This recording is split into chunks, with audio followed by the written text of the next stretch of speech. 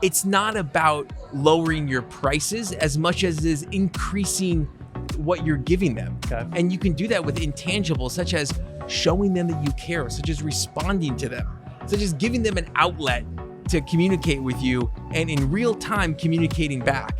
Welcome to the Prosper Brief.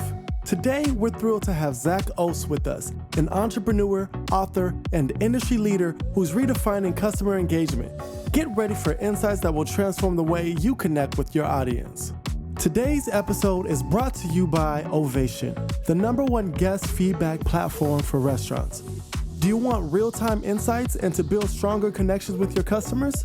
Ovation lets you get instant feedback, resolve issues quickly, and boost all those important online reviews, all in one easy-to-use app. Discover how Ovation can help your restaurant grow at ovationup.com. Give your guests a voice with Ovation. Well, welcome to the Prosper Brief. I appreciate, Zach, that you're taking some time out of the forum here to join us. Could you tell us a little bit about Ovation?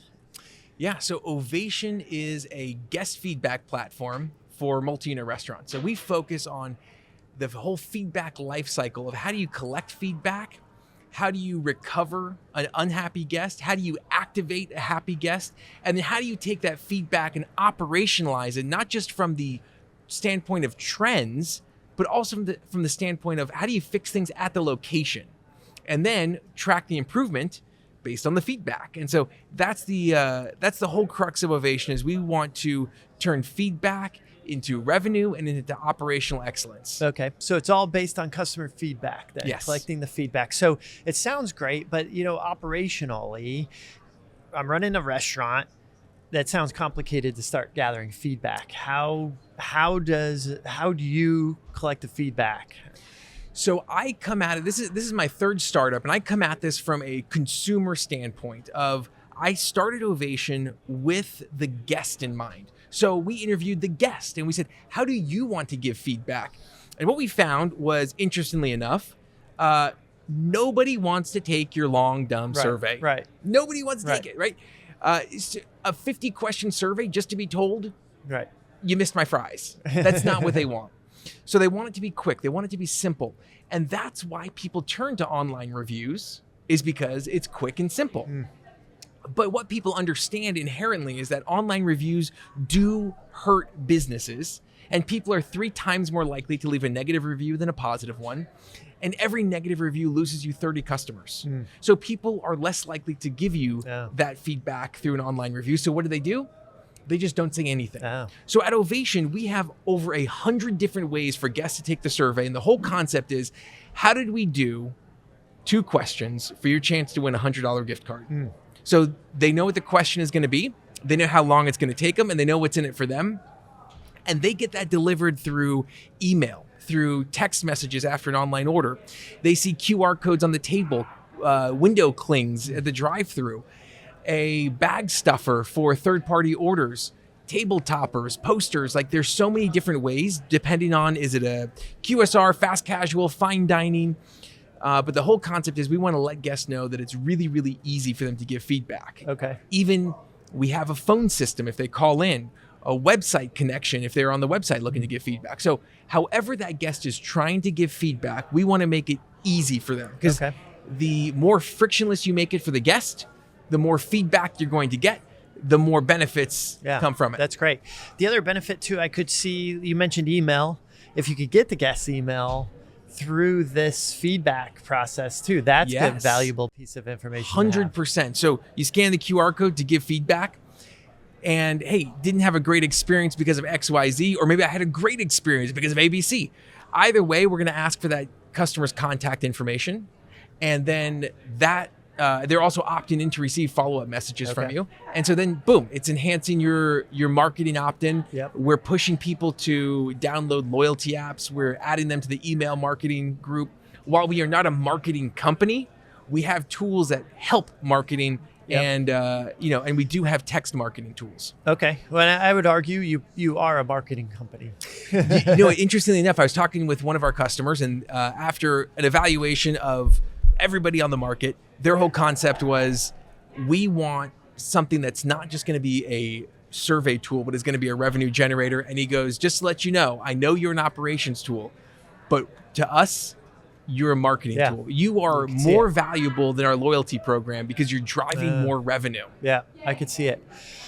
Email and texts. Yeah. Text messaging is coming around a lot of, I'm subscribing to a lot more. What's the trend there? Do you see any trend? And I've got mixed thoughts too. The old emailing marketing database has been pretty fruitful, I think, for a lot of operators as well. I don't think it's an either or. As with most things now with multi-channel messaging, it's both. Okay. Because you have people that want to keep an email contact, and you have people that want to do text messaging. In fact, they did a recent study about what is the preference of consumers to engage with brands, and the number one preferred method was text. Why? Text has a 98% open rate. 93% of text messages are read within 3 minutes. It is a way that you communicate if you need something immediately, such as real-time resolutions. And so what's happening is our customers who use like our call to text solution, by the way, they'll call the store. And by the way, you can tell how old I am because this is a phone. My kids do this, right? My parents do this. But they'll call the store, press 3 to give feedback, and boom, they get a text message with the link to Ovation to give that feedback. And then on the Ovation side, the team, the brand's team, either the GM or someone at corporate, is empowered to engage with that guest in real time. Email is not a real-time communication. If you're having a party next week, great. You could send an email out saying, hey, there's a party next week, mark your calendars. If you're having a party tonight, are you sending an email to people? No, you're texting them, right? Because you don't know if people are busy. You don't want to call them. People don't like getting phone calls anymore. They want to get text messages. And people tell me all the time, Zach, I don't want to send text messages because I don't like getting text messages. I'm like, great. Do you like anchovies on your pizza? No. Well, some people do. Right? And so it's a matter of we need to meet the guest where they are at. Same with marketing. Whatever social media platform you prefer, you don't like, it doesn't matter. It's where your customers are. Exactly. You need to meet them there. So that's amazing. What other trends are you seeing that are playing out really well in the industry right now? Any top trends on your mind right now that you're noticing, that you're starting to think about? Value. Value is on the top of everyone's mind in the industry, out of the industry. People are talking, thinking, dreaming about value. And now, how do we increase the value of our brand? One of the great ways to do that is through guest experience. Now, I'm not saying that we need to go and put on an entire show for someone and do a whole, teppanyaki at home. Let's send the chef over to cook it real time so it doesn't deal with a DoorDash, drive. But it's about how are you there for them, and how do they know that you're there for them? So, for example, one of the things that we've seen is that a happy guest, or the average customer, has a 30% retention rate. If they have a great experience, that jumps from 30% to 60%. If they have a negative experience, it drops down to 13%.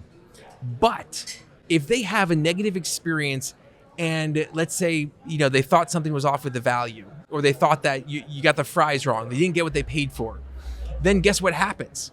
If you respond to them in a way that is adequate to win them back, and we have at Ovation, we have a ton of AI tools to help win that guest back. It doesn't go to 30%. It doesn't go to 68%. Sorry, it doesn't go to 60%. It goes to 68%, 8% more than the happy guests. And they spend $5 more per visit. They come in 4 times more frequently, and they're 12 times more likely to become an advocate and leave you a 5-star review. So what I'm saying is, while value is the thing that people are increasingly complaining about, it's not about lowering your prices as much as it is increasing what you're giving them. And you can do that with intangibles, such as showing them that you care, such as responding to them, such as giving them an outlet to communicate with you and in real time communicating back. And if you have a simple tool that allows you to do that, we found that people are way more forgiving of things like spending a little bit more money, or if something was wrong with the money that they did spend. Okay. Now, that sounds great in practice, but it sounds like a couple of things. It could be difficult if you're asking the customer for feedback through your technology. You've got to act on that feedback then. If you're getting that and you don't do anything with it, you could be making the customer even more mad. But I will tell you though, here's the secret. Guest expectations are rock bottom. Their expectations of you responding to them, of you reading that feedback, are so low. And the way that we've designed our system is that the guest doesn't realize that anything's going to happen. They think they give the feedback. And what happens with every long survey that you've ever taken in your life? Nothing. It goes into some black box. Right. And it like sits there, and then maybe at the end of the quarter, somebody reads it and it gets aggregated up. But like, you become a statistic of, however many people took that survey. Right.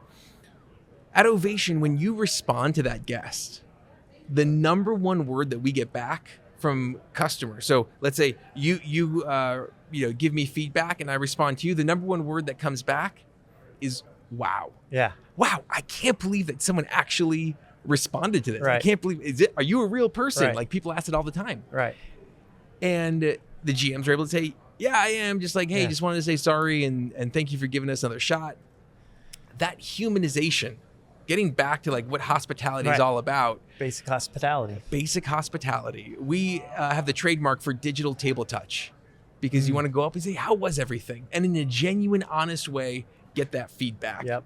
And I recently had Will Guidera on my podcast, and we chatted about the difference between service and hospitality. Yeah. You can give someone the right food at the right time, at the right temperature, but how do they feel about it? Yeah.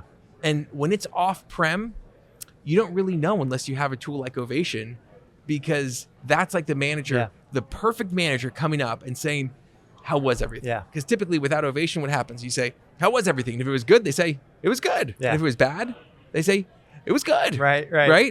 And then go leave you a 1-star review. Yep. And it's just, there's a better way. And that's something that we've been really pushing for, is helping people, whether or not they even use Ovation, just understand that hospitality is a multi-channel initiative, not just for the people that are dining in. Yeah. Well, I didn't realize you had Will on your podcast. I'm going to have to watch that. I just saw him spoke 2 weeks ago at Gary Vaynerchuk's conference, VCon, and the unreasonable hospitality. But it was amazing. And he had a great point. Something simple at his fine dining restaurant in New York. He overheard some customers from out of town talking about how they ate. They were from England. They ate at all the finest restaurants. But they hadn't had a hot dog. And then he got him a hot dog. And he's like, for the $2 or $5 I spent, and then had the chef cut it up and give him the hot dog. And he said they were talking about that more than buckets of caviar that he could have given them, and champagne and stuff. And it just goes down. And that's the thing, right? Is that what I'm saying is, with the rock bottom expectations, it doesn't take a lot of money.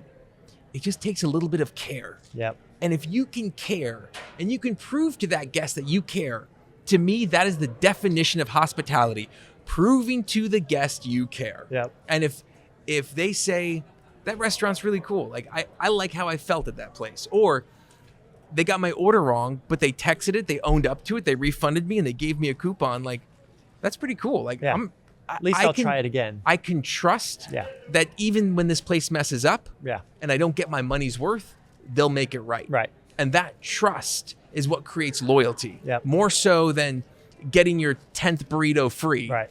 That connection is what creates true loyalty. Yeah. Yeah. No, that's great. That's great. I'm going to have to watch that episode. It's coming out soon. Okay. But we just recorded it last week. Okay, cool. It was amazing. Cool. He's just such a rock star. Yeah, he's amazing. So prior to recording, we were talking about some of the value, and you've touched on this already a little bit, the value of retaining customers. And, operators focus so much on getting the new customer, but really the value, if you could talk a little bit about the value you're seeing, and it's switching a customer's perception, trying to win them back, and how is that something operators should be looking into and trying to do? It is 5 to 25 times more expensive to get a net new customer than to get one coming back. And if you could increase your customer retention by 5%, you could increase your profits by almost 95%. So this concept of retention is so key, especially today, where it has never been in the history of restaurants, it has never been more expensive to get a new guest in. There's more competition, there's more marketing, there's more dollars spent at trying to get someone to come into the restaurant. And yet the average retention rate, as I said before, is 30%. You do all of this work and you get a third of them back. Right.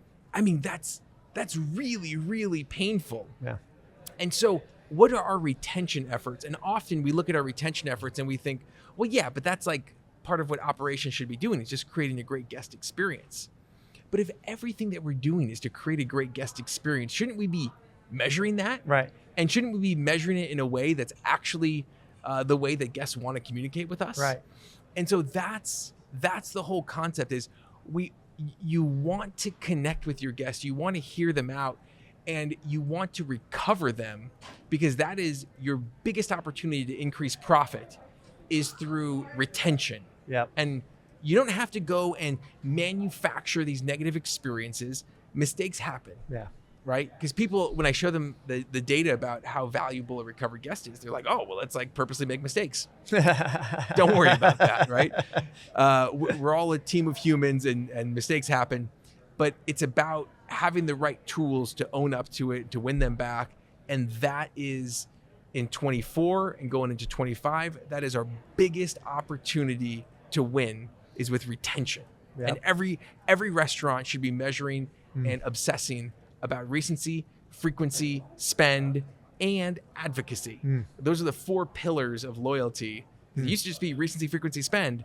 But man, if you get a customer out there advocating for you, posting on social media, leaving you 5-star reviews, that is worth gold. Yep. That's, and with the new media out there, that's where you turn to for any referrals now, is your network, and you log into social media. And if somebody's talking about a new restaurant, you're going to go try that. Well, and most people trust online reviews more than they trust recommendations from friends or family. Okay. Because they figure it's 30,000 Frenchmen can't be wrong, right? Yeah. And so let's go there and look at what is the public saying about it. And I think what you were talking about is the next step from online reviews. It's, hey, I had dinner. It's a social media post. I had dinner at this restaurant, had a great experience. So you need to try this dish. That is what's gold.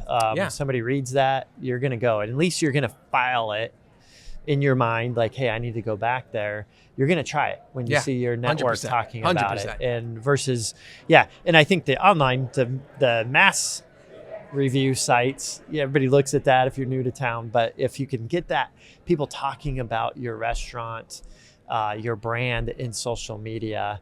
And to your point too, like if something didn't work out well and you recovered from it, got them back, that's something probably somebody's going to post on social media, a little more likely to write about that. Exactly. And keep in mind, though, that these Google reviews are not just if you're new to town, but also if you're searching for lunch near me, dinner around, best burgers in town. Like, these are searches that Google will look at what is the velocity of positive reviews and the propensity of negative experiences.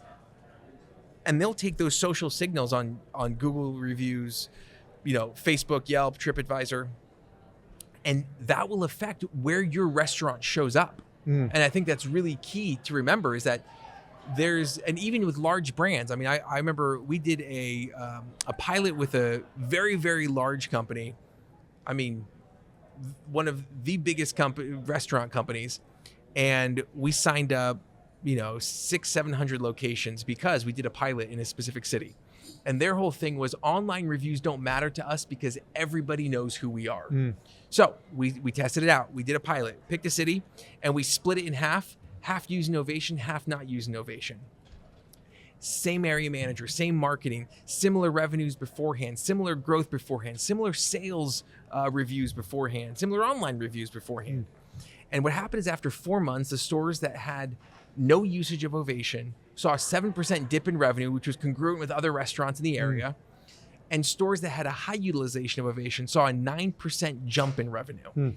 The only difference was Ovation, right? Because online reviews matter no matter how big your brand. Yeah. That's amazing. Couple more questions and I'll let you go. I know you got a flight today, but text messaging, any other thoughts on that? I'm starting to wrap my mind around that, and whether, is it a necessity that every operator have that incorporated for this feedback? And then how about using that to proactively push out deals to customers or remind them that you're there and have to come in tonight for dinner? Any other thoughts on that? There is no reason that a restaurant who wants more customers shouldn't be texting their guests. Okay. There's no reason. Not everyone will want that, but some will. Okay. And if you can test it out, and one of the great things about, we're talking about how we're collecting the email addresses, but we're also collecting phone numbers to do marketing. And as you test out text marketing, what we've found is that you can drive a huge amount of ROI today and tomorrow. So you need to make sure that when you're texting your guests, it's for an immediate, like today, tomorrow. So what we find is if you want to do a lunch, dinner, text in the morning on day one and say, come in for a $5 burrito today, tomorrow only. And then boom, you hit the lunch rush, the dinner rush, and people who are planning on it can do a lunch or a dinner the next day. And those are the things that are going to drive revenue. And if you're doing that and you're getting a 10x ROI, why would you not keep doing it? Right. It's driving recency. It's driving frequency. Yep. And so that's what we're really thinking about as we're looking at text marketing is test it. Okay. And one of the great things to do is if you're collecting feedback, you can collect those phone numbers so you can test it. Yeah. And that's the great, to your point, it's an opt-in too. Yes. So it's not, you're not spamming people with text messages. It's, can I message you? And Do every you sign up text for my message text message? says Yeah. stop to opt out. Yeah. Everybody knows that too. Everybody knows how to opt out, and we remind them at the bottom of every single marketing message. Right. And so you're meeting them where they want to be met at. Exactly. And that's great. Well, thanks for taking out the time to thanks for having me. Come talk with us. Yeah, it was fascinating, and we'll have you back on the podcast here shortly. Okay, would love to. Yeah, thanks, Zack. Thank you for tuning in. If you enjoyed this episode, please subscribe, leave a review, and share it with others. Stay tuned for more insights here on The Prosper Brief.